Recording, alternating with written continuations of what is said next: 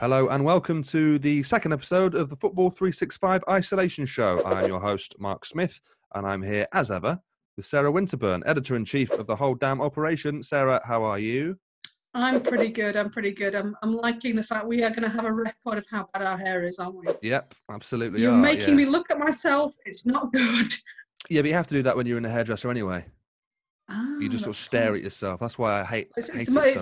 It's the loneliest sort of half an hour, that, isn't it? Of just looking in the mirror and looking really at your face and thinking. Yeah.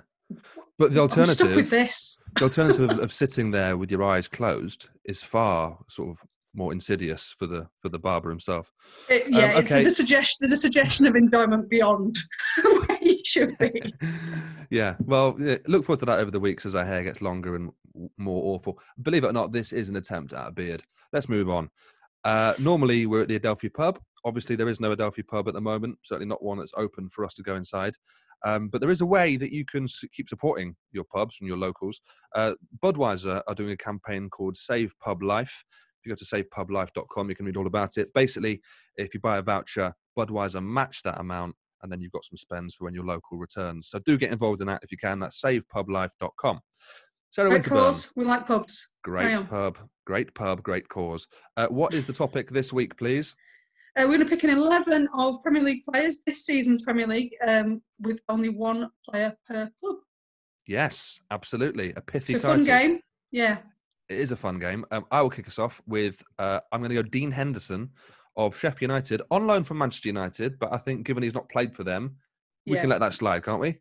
Yeah, absolutely. No-brainer. Don't waste your goalkeeper on Liverpool. Don't waste your Liverpool on goalkeeper. That's a no-brainer. Henderson is an absolute shoo-in any of these teams, I think. You got this right. Who else could you have had in that category then? I suppose you could go Nick Pope possibly to get, but he's not as good as Henderson, so that doesn't make Henderson. Kravka possibly. Is Henderson brilliant though? I think he might be brilliant.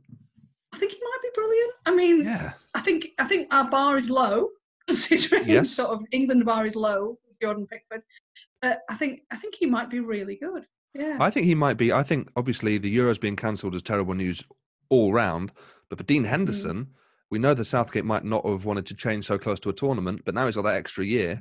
You might see him be England's number one this time next year. Yeah, I mean, there's a short list of people who are happy about this sort of worldwide pandemic, and I think one of those may be Henderson. Yeah, now, chalk it up. Yeah, I think in a year's time he may well be the England goalkeeper, yeah. Good luck to you, he's definitely Dean our Henderson. Goalkeeper in this team. Without a doubt. Go on then. Who have you got? Let's start with left back. Left back. Oh, you've gone weird. I'm going to go Lucas Digne of Everton. Oh. Great left back. Very creative, complete left back. Sort of very creative, but also very good defensively. I think that's a really good. The Everton option was Richarlison. I thought about him, get him in somewhere, but I think Digne is a good left back option there. Yeah, I think that's probably fair. I've gone for Ben Chilwell here. I've overlooked Vardy of Leicester and Maddison, and instead of going for Chilwell, I think he's really matured this season. I think he is, again, for me, looking selfishly for England, I feel like he might be the number one option at the moment at left back. We don't. He's have definitely the number one option. We don't have the same depth as we do at right back. Absolutely, I think. Obviously, Rose has tried to play himself into it by going to Newcastle, but that's almost happened without us really noticing, hasn't it? It's kind of like, I don't even know if he's been any good for Newcastle, if I'm perfectly honest. I don't think Chilwell's had the best season. I think he's kind of stalled a little bit. Maybe talk of, 50-60 million pound moves has not been great for him. But that's a solid choice. It's a good way to use Leicester. I think if you were using a Vardy or a Maddison, I think you'd made a mistake. So thumbs up for you there, Mark. Hey, thanks, man. Centre backs. I have used my Liverpool one here. It's it's pretty straightforward, this one, but Van Dijk has essentially revolutionised that club. I thought if you'd have said Lovren there, that would have been wonderful. Sorry, I meant Lovren. No, Van Dijk, I can't see past it. As good as, Jordan Henderson's been, or Mane, or even Firmino, or Salah, or any number of players they've got. I think it's what's amazing about that Liverpool side, isn't it? That everybody talks about that front three, and yet when you're doing this exercise, the first person, almost the first name on the team sheet is Van Dijk, because he's the best centre half in the Premier League by an absolute country mile. Well, he's the best one that I've seen since Vidic and Ferdinand and Terry. I think he's in that category. That's how good he is, and they're all all-time greats of the Premier League. Yeah. So he's got to be in there. Who have you got? I've got Van Dijk, and I've also gone for Willie Baldy, and not just for his name. Yeah, good name, Willie Baldy. Great name, but also great player. Yeah, Wolves really good defensively, and Baldy's the kind of the action man of that defence. There's a lot of getting his head on the ball, clearing the ball. I think he's a great choice. I thought about getting a Wolves player in Moutinho, but the midfield's too cramped, so Willie Baldy goes in for me. Okay, I've gone for a Wolves defender as well, but I've gone at right back. Matt Doherty. I think he's one of those. He's one of those very modern fullbacks, like Digne, who you mentioned earlier. But Doherty seems to get on the score sheet every other week. I don't know how he does it. He's constantly there. I don't think he's great defensively, but they're so well organised. I guess if you're playing a back three, it's a different sort of system, isn't it? You're allowed to be, you're far more likely to be on the end of those sort of back post crosses, aren't you? And possibly not be on the end of them at the other end of the pitch. That's it. He's got more license. Yeah, Doherty's a good choice. I think I used my Leicester card there. I went for Pereira at right back. That's a good shout. Because I think we've both gone Leicester fullbacks. Yeah. I think we've got a similar sort of feel there, haven't we? That we've gone Leicester, Wolves, Liverpool through this. Yeah. Who was your other centre half? I've got Harry Maguire. Oh, using your Man United on Maguire. Interesting. Absolutely. I think he, given the pressure of that price tag, I think he started very well first 2 or 3 games, then seemed to go off the boil a little bit, and everyone was talking about Soyuncu and how him and Johnny Evans were far better than him, and it felt like a bit of a stick to beat him with. But I think since probably November, he's been one of the outstanding centre-backs, and you've only got to look at United's defensive record this season since he's been there to see that he is a serious player for them. And not only that, but I think off the pitch and in the changing room, I think he's a huge asset for them. So that's why my United player's gone on Harry Maguire. Is that it? Is that all our keeper and back four done? I think that's the defence. Yeah, that's defence. I wouldn't have wasted it on Maguire. I think he's been decent, but he still has the turning circle of a tanker, so not for me. Stop saying waste. I didn't waste it. What's your midfield? I mean, obviously I've got a midfield too of Kevin De Bruyne, which curiously my first draft of this, I'd forgotten about Man City, which was absolutely brilliant. And I looked at it and thought, wait a minute, where's the best player in the league? Where's the actual best player in the Premier League? And so I just found him in there. But yes, I've got De Bruyne. I think he is an absolute shoe-in for this. And the other one is Mateo Kovacic.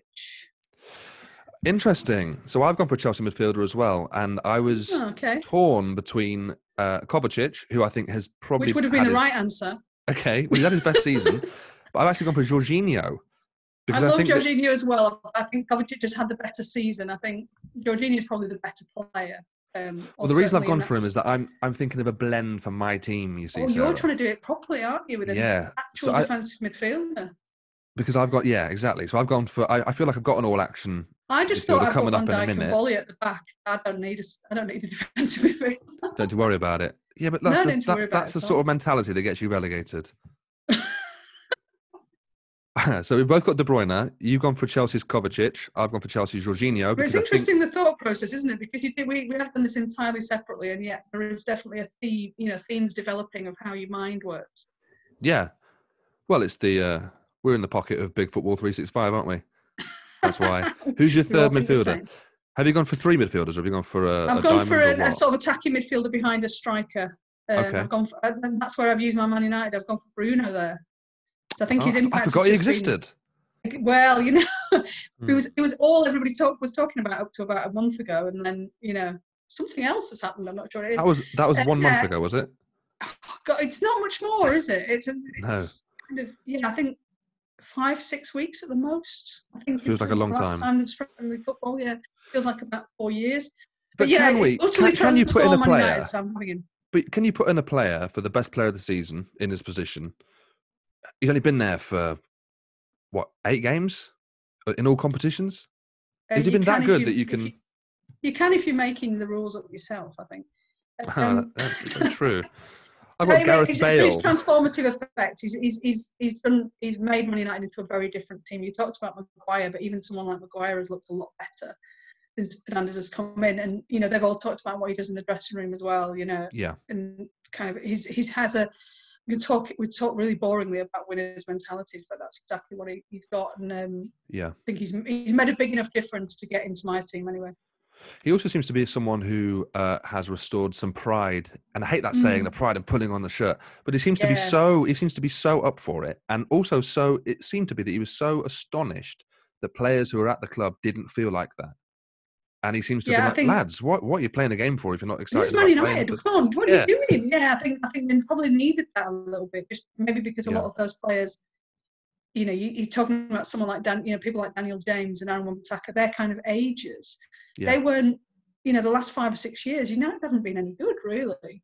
And, right. You obviously need someone to come in and go, this is Man United, don't you? Yeah, they are quite a big deal still. Yeah, probably still the biggest club in the world. So, you need to give a shit, really. Yeah. So I've got him in there. Have you got an extra midfielder, or have you? Well, I've only said 2 so far. I've said De Bruyne and Jorginho. My third one is Jack Grealish. I've got him on the left. I've sort of crowbarred him a little bit on the left-hand side. Well, you see, your balance. I think he's another one where, he can go where he wants. He's another one where you think you've got to have him in. You've got to have him in. Got to have him in. I think he's this season has gone above and beyond, really. He obviously loves Villa, and there's a reason for that. He's from there and he supported them as a kid.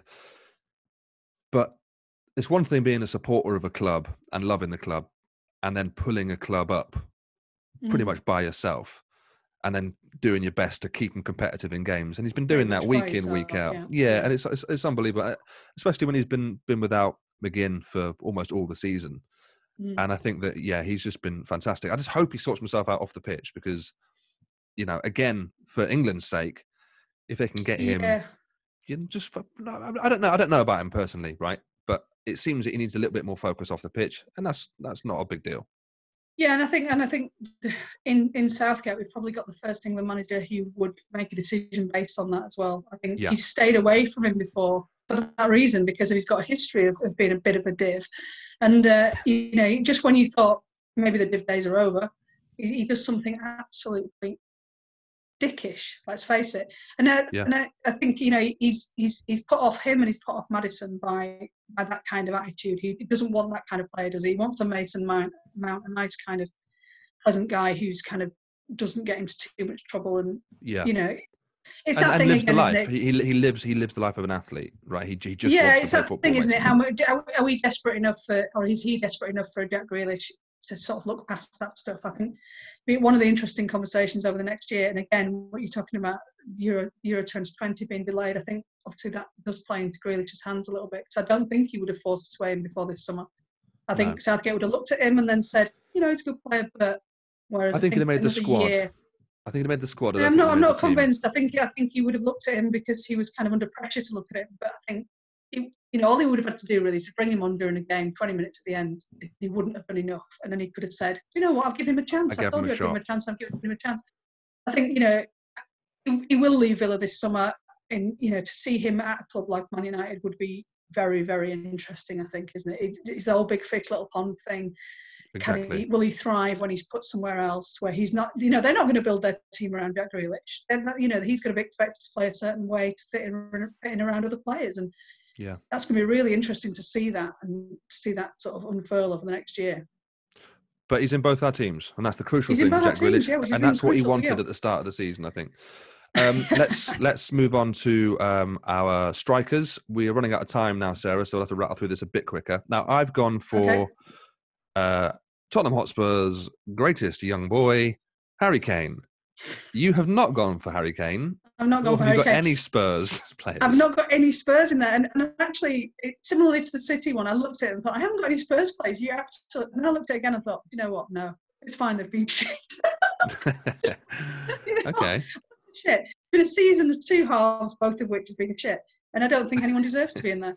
So I've got Aubameyang in because he's your no-brainer. I think as much as Henderson is a no-brainer, Aubameyang is a no-brainer at the other end of the pitch. Scores a lot of goals. I've got him as well. I've got Aubameyang. No one else in the Arsenal side, you're desperate to get in that team. So Pepe. No-brainer. And the other one Sorry, I've got Pepe. is I've gone for a 4-2-3-1, and on the right hand side I've got Wilfried Zaha. Yes, I've got Zaha as well. Oh, have Hang on. you? So who's your so you got Grealish on the left? You've got an extra person in. I haven't. I got 4-3-3.